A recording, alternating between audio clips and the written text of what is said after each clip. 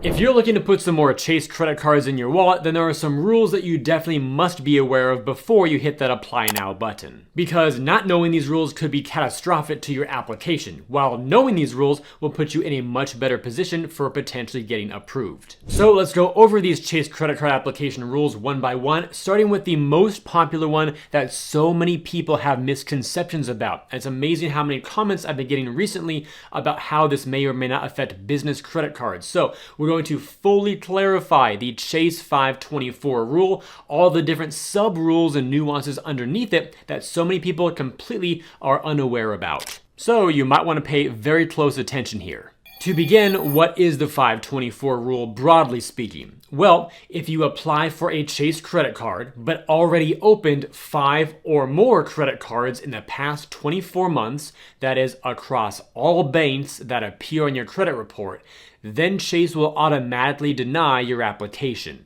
This applies to personal credit cards from Chase and business credit cards from Chase, with one slight exception on the business front, but it's only a half exception. Before we talk about that though, let me give you a few real examples here of how this actually could play out for you. Let's say you want the Chase Sapphire Preferred credit card, which is a personal card from Chase.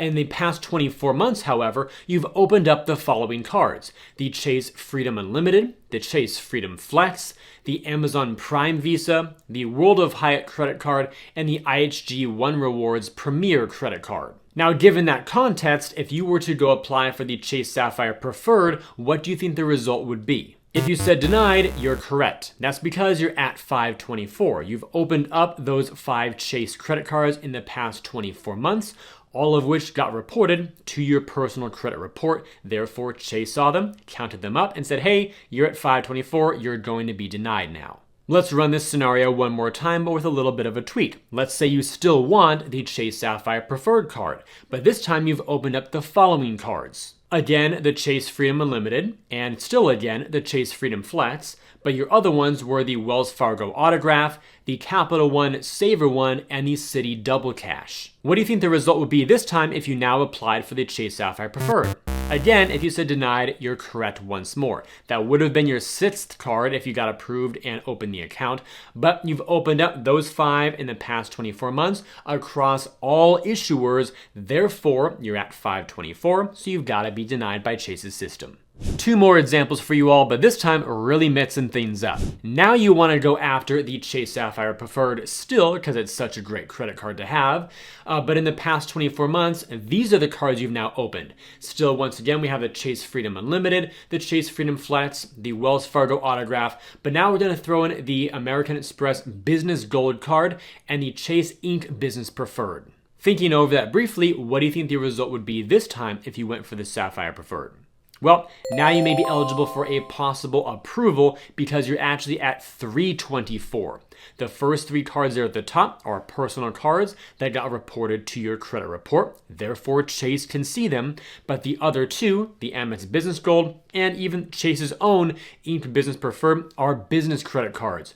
Most business credit cards do not report to your personal credit report. So Chase would not be able to see those on your FICO report, for example. Therefore, they won't count them against you. Therefore, 324 is in good standing. Little caveat here, it's not a guaranteed approval. It's just saying that this rule, the 524 rule, will not be in your way for getting an approval. Your approval, however, may be based on a wide variety of different factors, including your score, payment history, so on and so forth. And for our final example here of the 524 rule, let's say now you want a Chase card that's on the business side, namely the Business Unlimited, and you've opened up the following cards here: Chase Freedom Unlimited, Chase Freedom Flex, Wells Fargo Autograph, Amex Business Gold, Inc. Business Preferred, and the Capital One Saver One. I'll give you a few seconds here while you think that over and count up your 524 count. What do you think the result would be now?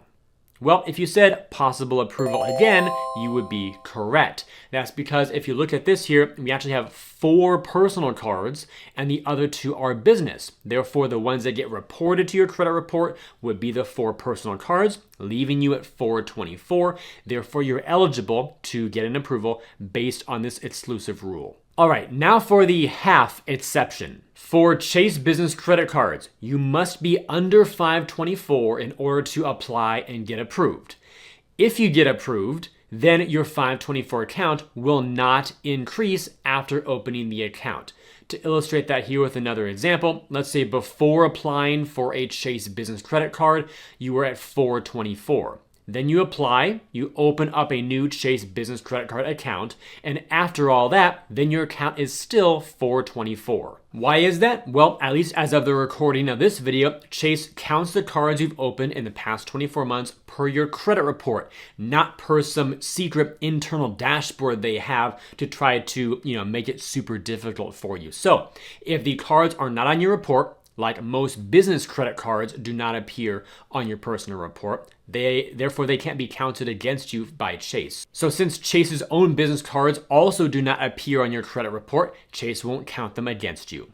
Let's move on to our next rule, the current card member rule, and this one actually comes in two different flavors. So here's version 1 first. Now, unlike the 524 rule and a few others, this rule and several more that we'll cover are actually explicitly written out in the offer terms on Chase's website. So let's go directly to Chase's source right now and show you what this looks like. So here's a screenshot from Chase's site. We're going to look at the Chase Freedom Unlimited credit card and go to the offer details link. That then gives you this pop-up here with some bold text, and here's where we see our current card member rule. It says in plain language, this product is not available to current card members of this credit card.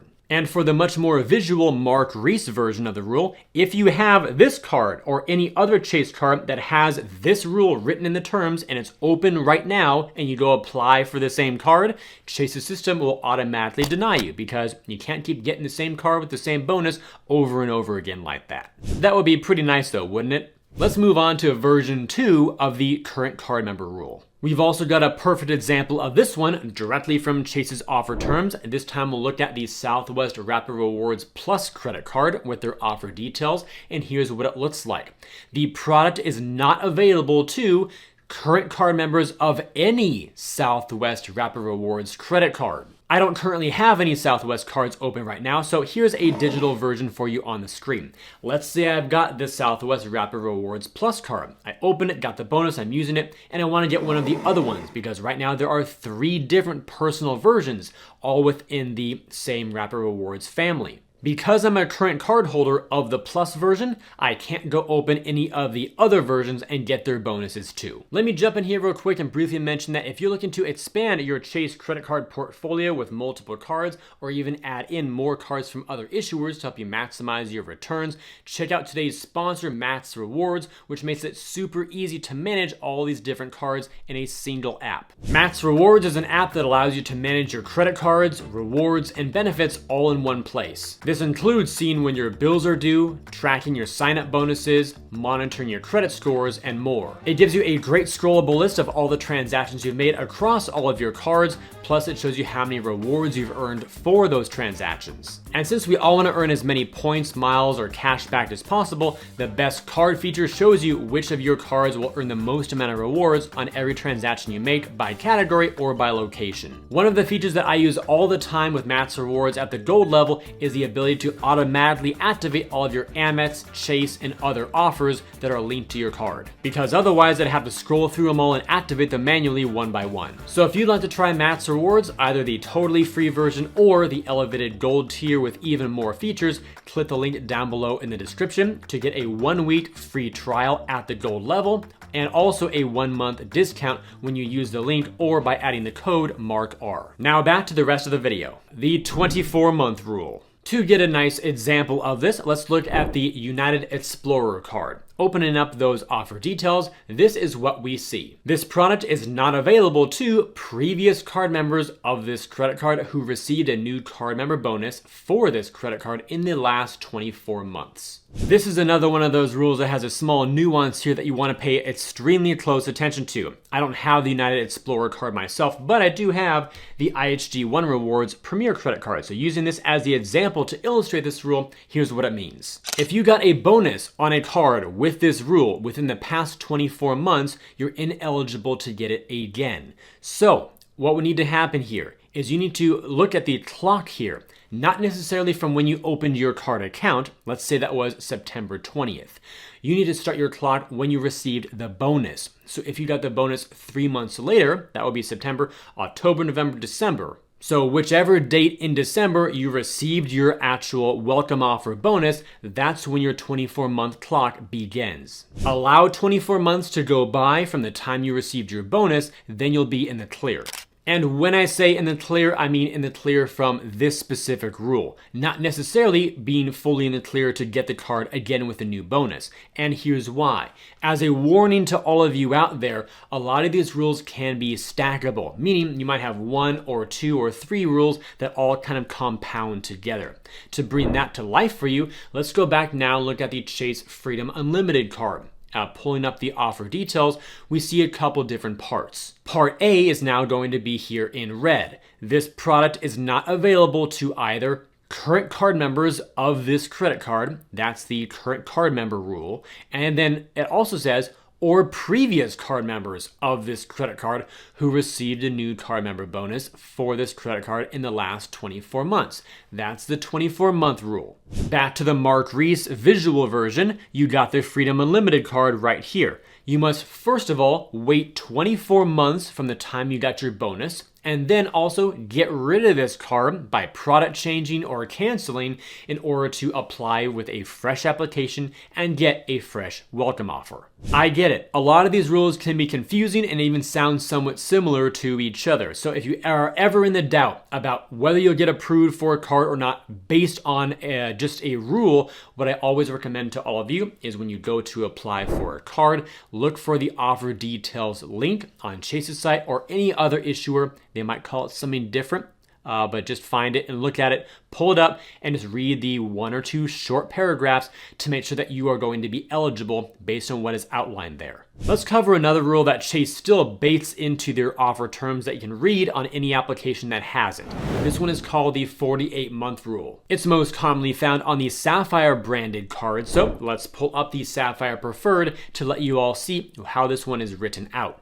So pulling up the offer details, here's what Chase says. The product is not available to card members of any Sapphire credit card who received a new card member bonus within the last 48 months. So this one has a little bit of a hybrid approach going on here. Similar to the 24-month rule, this one just doubles it. It's now the 48-month rule, so roughly 4 years have to go by in order for you to be re-eligible to apply again for a fresh welcome offer. But part 2 here, also baked in, is that you can't be a current card member of any Sapphire branded card, whether that's the $0 annual fee Sapphire, the $95 Sapphire Preferred, or $550 Sapphire Reserve. And those fees may change over time too.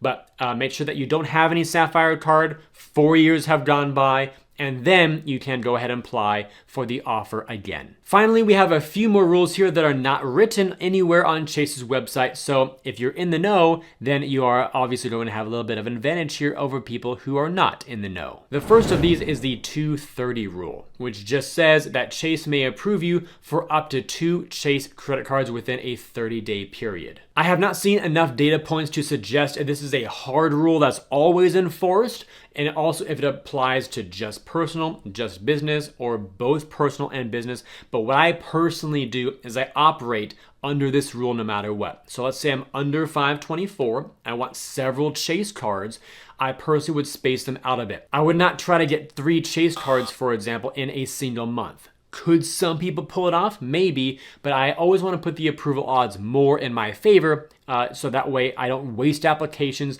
waste hard inquiries, etc. So in the time span of 30 days, roughly a month, I would go for at most 2 cards, whether that's 2 personal or 1 personal and 1 business. But I probably would not go for 2 or more business cards in 1 month. That's due to the 130 rule, which we'll talk about here next.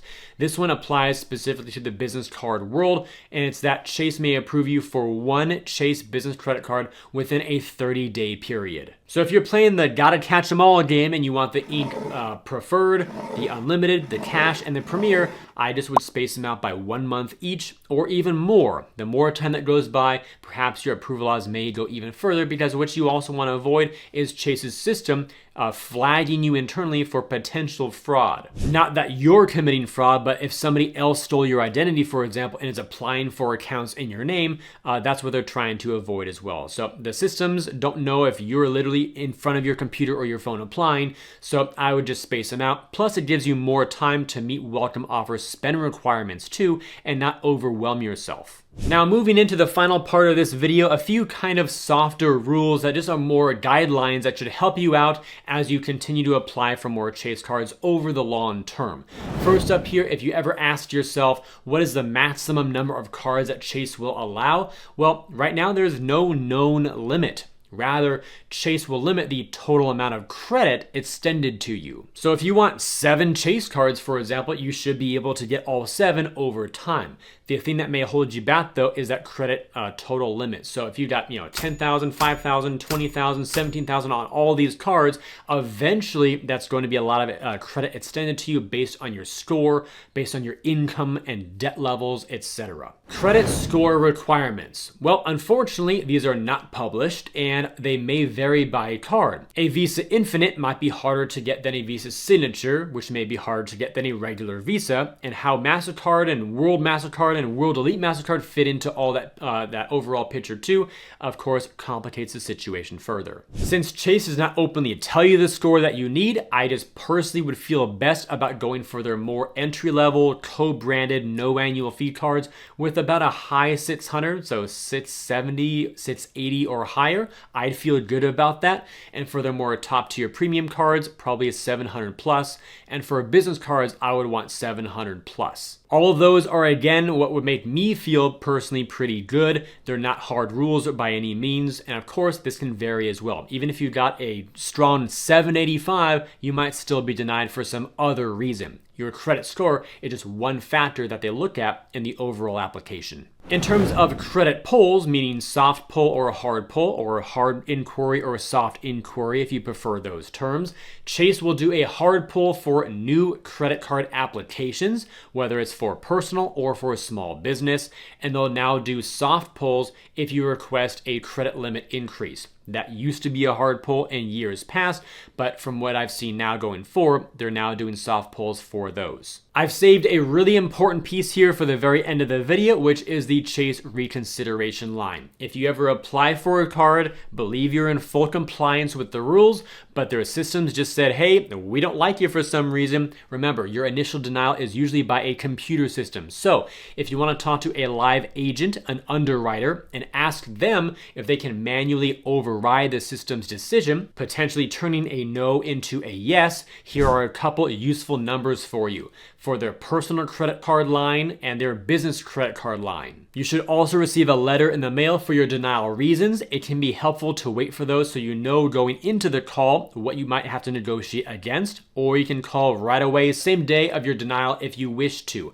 The underwriter should also be able to tell you your reasons for denial too, and if you're good on your feet in the moment, you might be able to have a quick negotiation and hopefully get around it right there and then. Main takeaway for this though is that a no does not have to be a no forever, so consider exhausting all of your options by giving Recon a call as well, because you might actually have an approval just waiting for you. That's a wrap for all the Chase credit card application rules that you must know before you apply. Before you go, be sure to check out the links down below in this video to earn some more cash back when you shop online through Rakuten. You can even switch your rewards preference from cashback to Amex points if you choose to do so. To sign up for MAXREWARDS to manage multiple credit cards, rewards, benefits, and more all in one place. And to view my site with some great credit card offers that I've organized into different categories to help you find the cards that you like best. Thanks for tuning into today's video. I hope it was very helpful to you all, and I'll see you in the next one.